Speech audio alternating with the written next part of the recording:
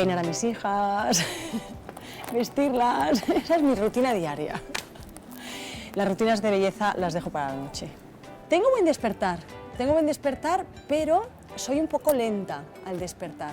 Hay personas que se despiertan y hablan con un tono de voz como súper alto. Yo me cuesta un poco. Pues últimamente no, la verdad. Y siempre me ha gustado un montón apuntarme a un bombardeo. O sea, a mí me dices, pádel, voy, aunque lo hago mal, pero no me importa. La maternidad, pues no sé, de repente es como que esa identidad que a mí me daba el pelo, como que no la necesitaba ya más. Y me apetecía cambiar. Ecléctico, absoluto.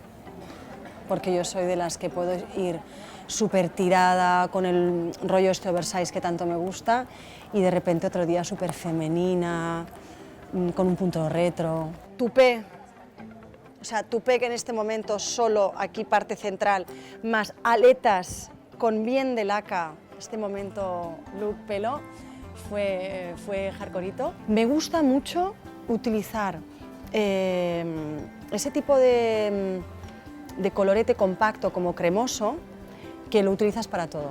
Lo mismo, te lo utilizas para hacer un poquito de color aquí, para labio, incluso ese punto aquí de color, aunque sea rojizo o rosa, así clac, clac. Me encanta el espagueti vongole, me gusta muchísimo, de toda la vida. Es unos crepes de trigo sarraceno, de arena de trigo sarraceno, que los hago con leche, la que pille por casa vegetal, la que sea, y un huevo. Mi plan ideal de fin de semana es el campo, porque yo tengo mucha necesidad de salir de la ciudad y cada vez más. No solo por mis hijas, sino es una necesidad vital. Pues ese momento palomitas, cine hogareño, a mí me encanta. Que nosotros le llamamos pijama party y se vuelven locas. ¡Pijama party!